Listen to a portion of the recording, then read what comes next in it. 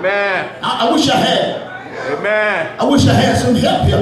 I mean, there were many folks who went to church who drank. All right. Y'all not gonna talk to me, are you? I said, y'all, maybe. There were many folks, and there were some preachers. All right. All right. Who went to church, preached every Sunday, pastored churches, and they drank and they smoked. All right. Y'all not gonna talk to me, are you? Amen. That was our environment. That's the way we grew up. All right. Now, we were always taught that you shouldn't get drunk, but you know how it is when you're drinking. All right. If the liquor is good, All right.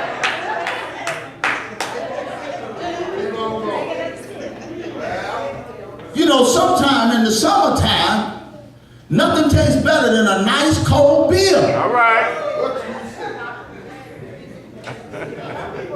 Y'all know.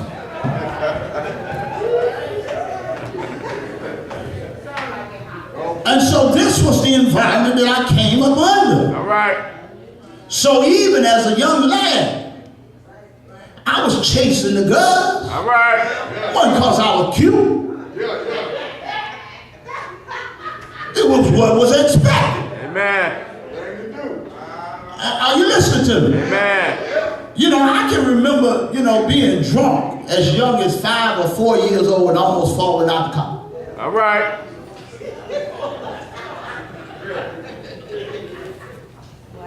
Yeah.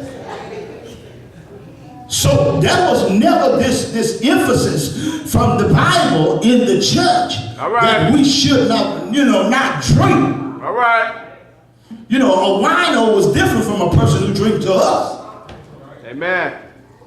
Because a wino was lush. All right. We had control of our liquor, so we thought. All right. Somebody knows what I'm talking about. Amen. You know, I've shared with people down through the years that I really should have been an alcoholic. All right. Because I used to love me some wine. All right. And I can remember being 13 years old and stuff, paying adults to go into the liquor store to buy me a bottle of Richard's Wild Irish Rose. All right. Yeah. Because Boom Farm was cheap wine. All right. Ain't got no kick to it. Somebody knew it.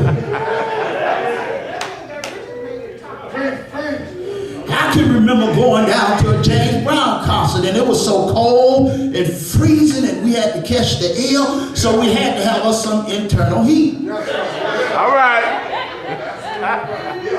All right. Y'all don't know what I'm talking about. All right.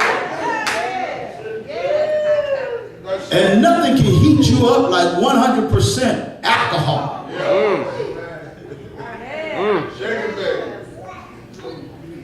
So we get some whiskey, some Jack Daniels, some Old Granddad. All right. You know, to kind of keep us warm. Because the ales didn't have no heat on. All right. You understand?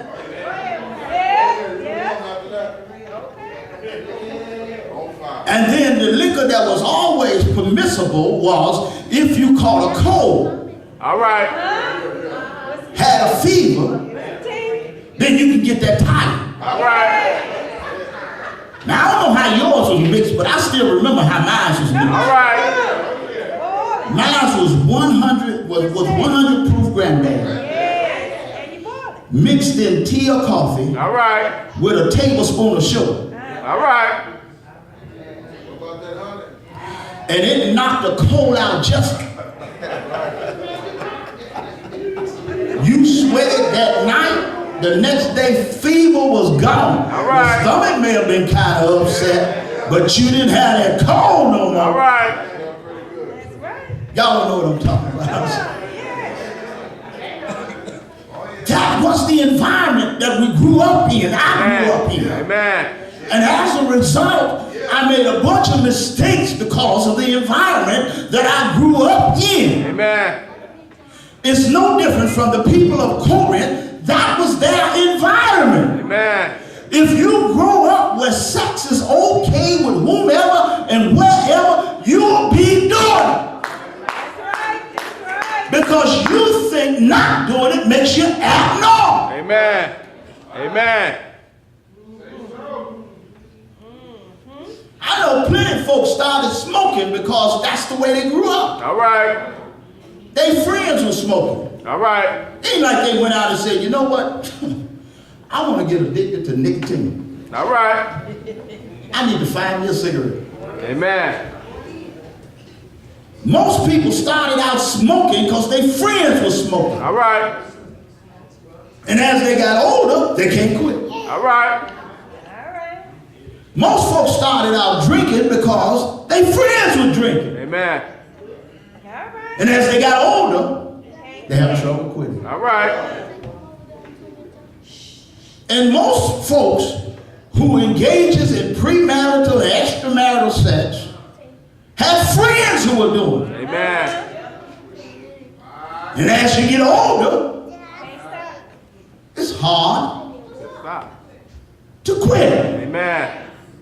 The other thing I wanted to share with you, and I got to go, that's enough information for today.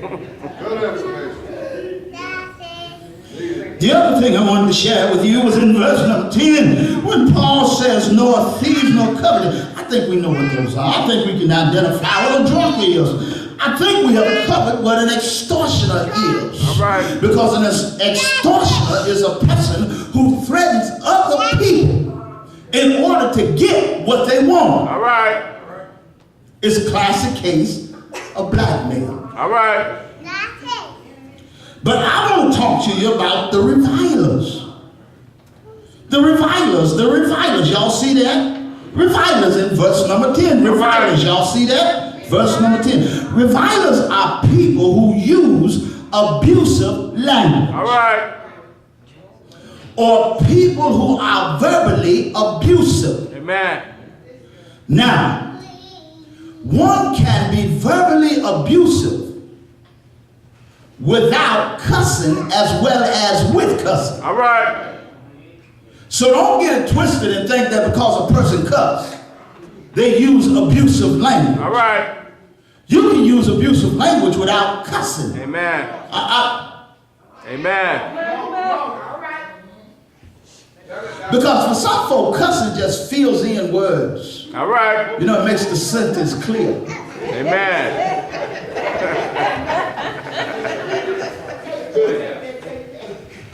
You know, a sentence has to be clear. All right. And for some folks, cussing makes a sentence Clear. not that you should do it, but for some folks it does. So revilers are people who use abusive language. All right. Now, people who use abusive language usually demeans other people. All right. They put other folk down. Amen. And if you're not careful, some of them proponents of constructive criticism All right. will be giving constructive criticism with abusive language. Amen.